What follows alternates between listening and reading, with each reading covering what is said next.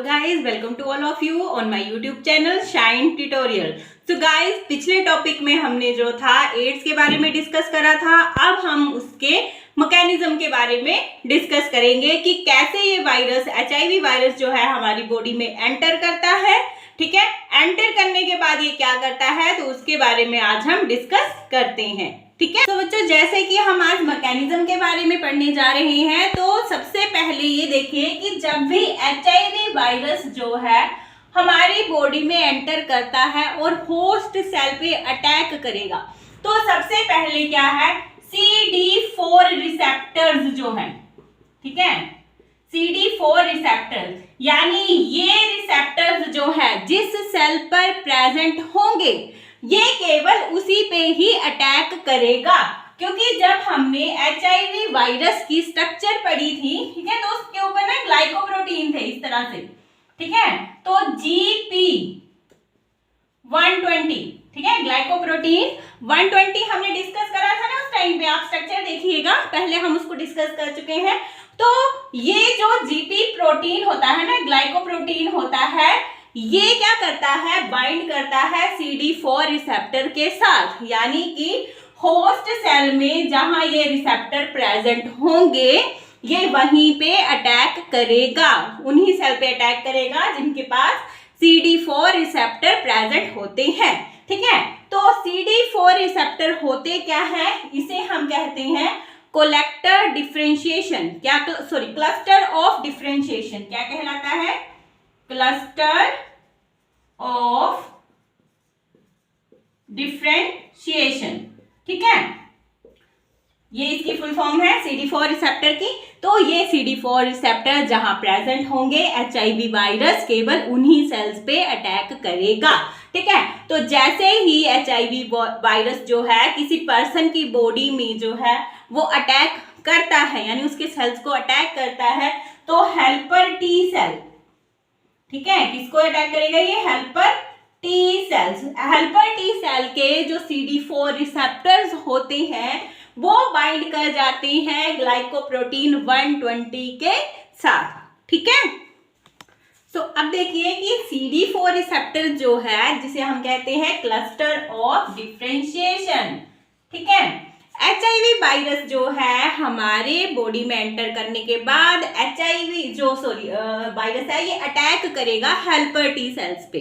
ठीक है, तो जैसे अभी हमने डिस्कस करा था कि जब ये HIV virus helper T cells के ऊपर अटैक करेगा तो कहाँ अटैक करेगा, वहां पे एक स्पेसिफिक रिसेप्टर्स प्रेजेंट होते हैं जिन्हें हम CD4 रिसेप्टर कहते हैं। तो ये एक रफ सी डायग्राम है HIV वायरस की। तो ये जो आपके ग्लाइकोप्रोटीन 120 होता है, ठीक है, ये बाइंड करेगा CD4 रिसेप्टर के साथ। Virus bind CD4 receptor bye it's, किसके, CD4 रिसेप्टर पे, होस्ट के सेल के, ठीक है, बाय इट्स GP यानी ग्लाइकोप्रोटीन 120। ठीक है, तो CD4 रिसेप्टर क्या हुआ, ये गेट हुआ, एक गेटवे, ठीक है, act as a gateway for the entry of virus, की वायरस तुम यहां से आओ, ये तुम्हारे लिए गेट है, तुम इसके थ्रू एंटर कर सकते हो इस होस्ट की बॉडी में। ठीक है, अब जब वो उसमें एंटर कर गया है तो इसमें हमने क्या पढ़ा था, जब हमने HIV वायरस की जो डायग्राम डिस्कस करी थी, तो इसमें क्या था, RNA जेनेटिक मटेरियल था, ठीक है, और इसमें एक एंजाइम था जिसका नाम था रिवर्स ट्रांसक्रिप्टेज। ठीक है, तो वायरल जीनोम यानी जो इसका RNA मटेरियल था, ठीक है, genomic RNA enzyme reverse transcriptase, ये एंटर कर जाएगा होस्ट सेल के अंदर, जबकि जो इसकी ये प्रोटीन लेयर है ना, जो प्रोटीन कोट था इसका, ये बाहर ही रह जाएगा। ठीक है, ये जो है होस्ट सेल में एंटर नहीं करता है। ठीक है, नेक्स्ट वायरल RNA जो है अब वो सिंथेसाइज हो जाएगा किसमें, DNA में, in the presence of enzyme, that enzyme is reverse transcriptase, और क्या करेगा, ये रिवर्स ट्रांसक्रिप्शन कॉज करेगा। अब क्या हुआ, जब इसमें ट्रांसक्रिप्शन हुई तो DNA की जो कॉपी थी, यानी कि ये जो HIV वायरस ने RNA को अब किस में कन्वर्ट कर दिया है, DNA में। ठीक है, अब जो ये DNA कॉपी है HIV वायरस की, ये इनकॉर्पोरेट यानी होस्ट सेल के DNA के साथ मिल जाएगी। ठीक है, और प्रोफेज में प्रोफेज फॉर्म करेगी और रेप्लिकेट करेगी होस्ट के डीएनए के साथ। समझ में आया? ओके। सो अब क्या हुआ कि जो हमारे पास एचआईवी वायरस का जेनेटिक मटेरियल था वो होस्ट सेल के जेनेटिक मटेरियल के साथ जो है वो बार बार ट्रांसक्राइब हो रहा है, ठीक है।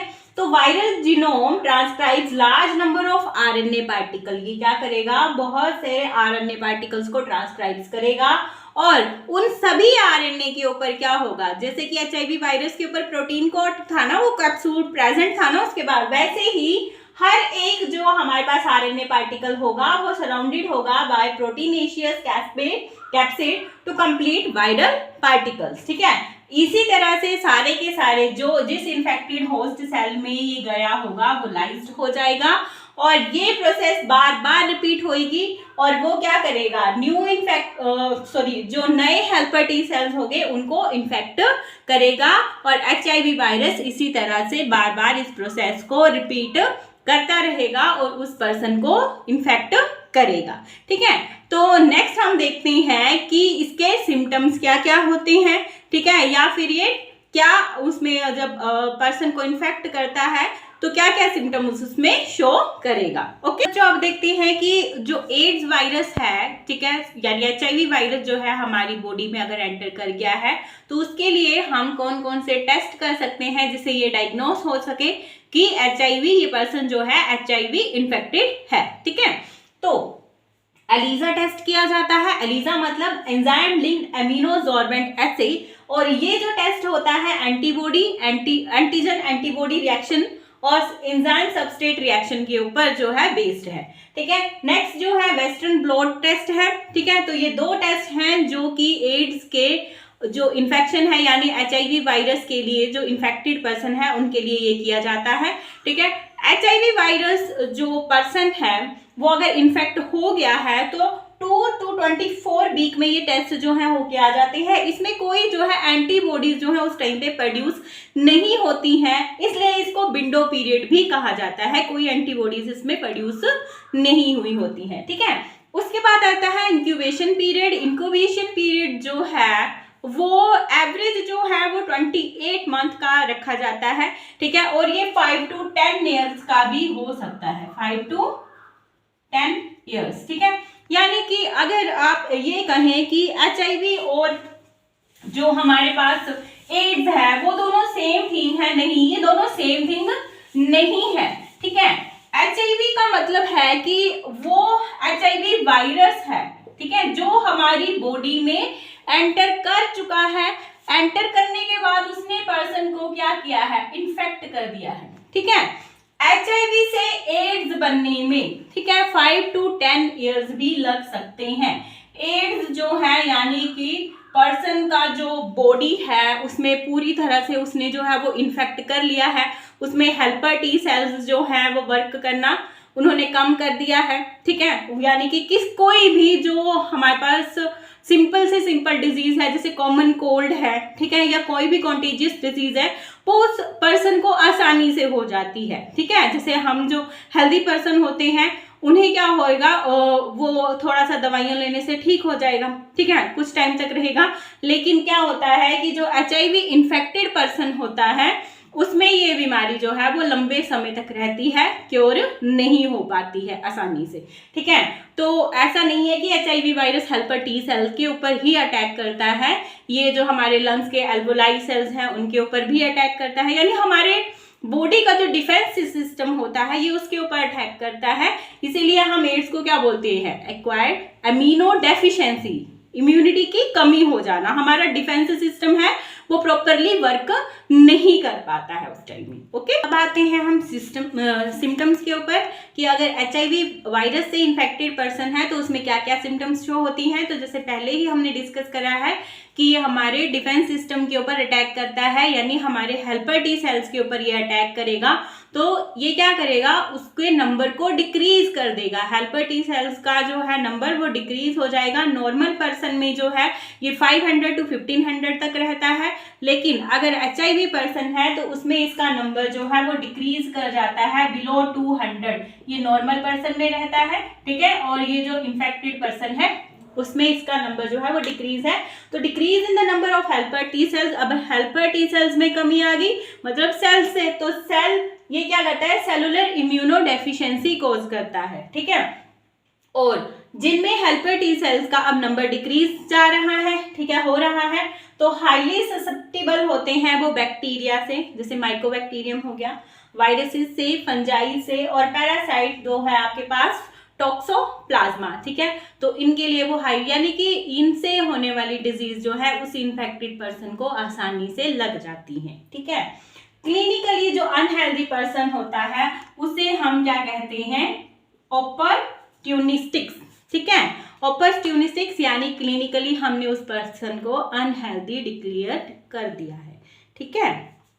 सो बच्चों अब हम डिस्कस करते हैं कि अगर पर्सन HIV इन्फेक्टेड है तो एड्स को हम किन किन डिजीज से या क्या क्या सिम्टम हैं जिनके द्वारा हम ये कह सकते हैं कि वो एड्स से इन्फेक्टेड या HIV वायरस जो है उससे इन्फेक्टेड हो चुका है, ठीक है। तो AIDS characterized by a group of symptoms, ठीक है। तो फर्स्ट वन आती है न्यूमोसिस्टिक कार्निया निमोनिया, PCP, ठीक है, ये एक लंग डिजीज है। Next is idiopathic multiple कैपोसिस sarcoma, तो ये एक स्किन कैंसर है। 70% ऑफ एड्स केसेस के अंदर ये दो तरह की डिजीज जो है पाई जाती हैं, यानी कि अगर कोई पर्सन एड्स जिसको हो चुका है, ठीक है, तो ये दो डिजीज उसमें मोस्टली जो है 70% ऑफ जो पेशेंट पाए गए हैं उनमें मोस्टली ये दो डिजीज जो है वो पाई जाती हैं, ओके। तो नेक्स्ट डिजीज है हमारे पास साइकोसिस एंड क्रोनिक इंसेफेलाइटिस, ठीक है। इसमें क्या होता है, ब्रेन डैमेज हो जाता है, ठीक है। अगर HIV पर्सन जो है उसमें एड्स पर्सन जो है उसमें अगर ब्रेन डैमेज हो जाता है तो ब्रेन डैमेज केस में क्या हो जाता है, या तो उसके सोचने समझने की शक्ति जो है वो खत्म हो जाएगी, ठीक है, यानी कि वो प्रॉपरली थिंक नहीं कर पाएगा, उसकी एबिलिटी टू स्पीक यानी कि बोलने की जो शक्ति है वो भी जा सकती है, ठीक है, सोचने समझने की, बोलने की, सुनने की, तो इसमें जो है वो डिफेक्ट आ जाता है, ठीक है। और थ्रोम्बोसाइटोपेनिक इसमें परप्यूरिया, इसमें क्या होता है कि जो ब्लड प्लेटलेट्स हैं उनका नंबर जो है वो डिक्रीज हो जाता है, ठीक है, decrease count of blood platelet causing haemorrhage, ठीक है। नेक्स्ट इज लिम्फोमा, इसमें क्या हो जाता है कि जो लिम्फ होते हैं हमारे लिम्फेटिक्स का कैंसर हो जाता है। Next is lymphadenopathy, that is swelling in the lymph node में स्वेलिंग आ जाएगी, ठीक है।